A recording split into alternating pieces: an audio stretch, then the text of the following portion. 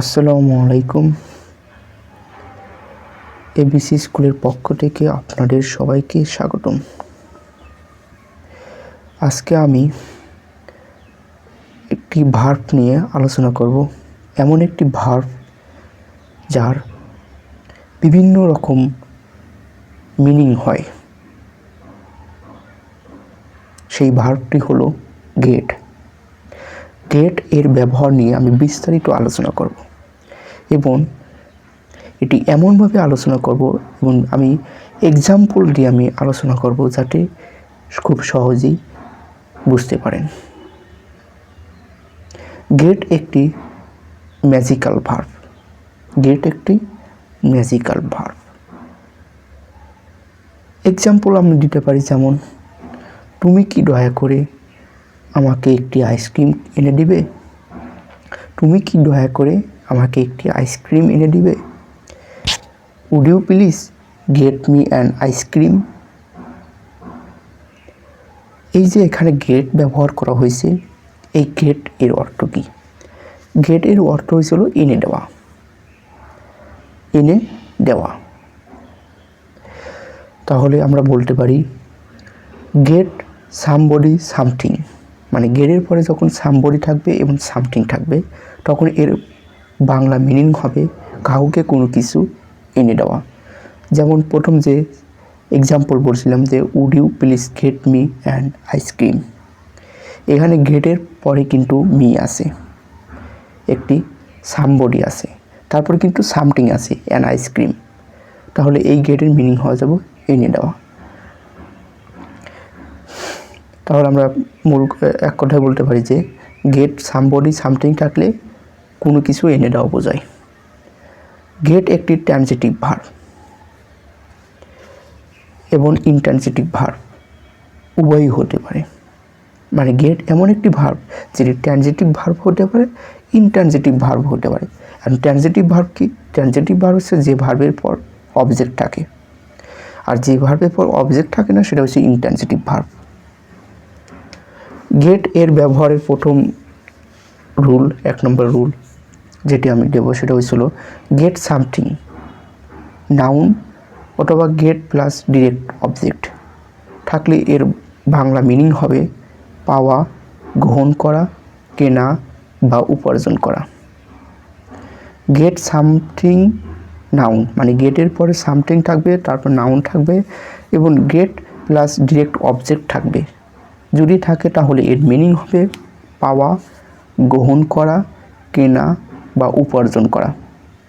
যেমন my brother goat his driving licence last month, আমার ভাই গত মাসে তার ড্রাইভিং লাইসেন্স পেয়েছিল। এখানে যদি লক্ষ্য করি ড্রাইভিং লাইসেন্স পেয়েছিল মানে পাওয়া, পেয়েছিল, গ্রহণ করেছে, তাহলে গেটের মিনিং কিন্তু এখানে পাওয়া অর্থে ব্যবহার করা হয়েছে, গ্রহণ করা অর্থে ব্যবহার করা হয়েছে। তাহলে দেখো এখানে কিন্তু পাওয়া অর্থে ব্যবহার করেছে গেট, কারণ গেটের পরে কি আসে হলো সামথিং নাউন, যেমন গড, তারপরে হিজ, তারপরে ড্রাইভিং, একটা নাউন ব্যবহার করা হয়েছে, যার কারণে এটির অর্থ হয়েছে হলো পাওয়া। তারপর বলতে পারি he gets enough money from his job, সে তার চাকরি থেকে যথেষ্ট টাকা উপার্জন বা আয় করে। এখানে গেটের মিনিং হয়েছিল উপার্জন করা বা আয় করা। উপার্জন করা কেন উপার্জন হলো? কারণ গেটের পরে আছে সামথিং নাউন, সামথিং নাউন, যার কারণে এখানে উপার্জন করা এবং আয় করা মিনিং হয়েছে। এরপর আমরা বলতে পারি we are going to Dhaka to get a new mobile phone, আমরা ঢাকা যাচ্ছি একটি নতুন মোবাইল ফোন কিনতে। যে আ নিউ মোবাইল ফোন গেটের পরে কিনতে সামথিং নাউন আছে, তাহলে এই গেটের মিনিং হবে হলো কেনা। তাহলে আমরা বলতে পারি যে আমরা ঢাকা যাচ্ছি একটি মোবাইল ফোন কিনতে, কেনা অর্থে এখানে গেট ব্যবহার করা হয়েছে। এরপর 2 নম্বর rule, get plus adverb of place অথবা adverbial phrase. Adverb of place অথবা অ্যাডভার্বিয়াল ফ্রেজ থাকলে এর বাংলা মিনিং হবে কোনো স্থানে পৌঁছানো, যাওয়া বা আসা। কোনো স্থানে পৌঁছানো, যাওয়া বা আসা। ঠিক এমন মিনিং হবে যদি গেটের পরে অ্যাডভার্ব অফ প্লেস অথবা অ্যাডভার্বিয়াল ফ্রেজ থাকে। যেমন হি ইজ গেটিং হোম টুনাইট। এখানে যদি লক্ষ্য করি গেটিং মানে গেট, এরপরে কিন্তু হোম আছে, মানে অ্যাডভার্বিয়াল প্লেস আছে, অ্যাডভার্ব অফ প্লেস আছে। যেহেতু অ্যাডভার্ব আছে তাহলে এর মিনিং হবে কোন স্থানে পৌঁছানো। তাহলে এর বাংলা মিনিং হবে সে আজ রাতে বাড়ি আসছে, মানে he is getting home tonight, সে আজ রাতে বাড়ি আসছে। নেক্সট,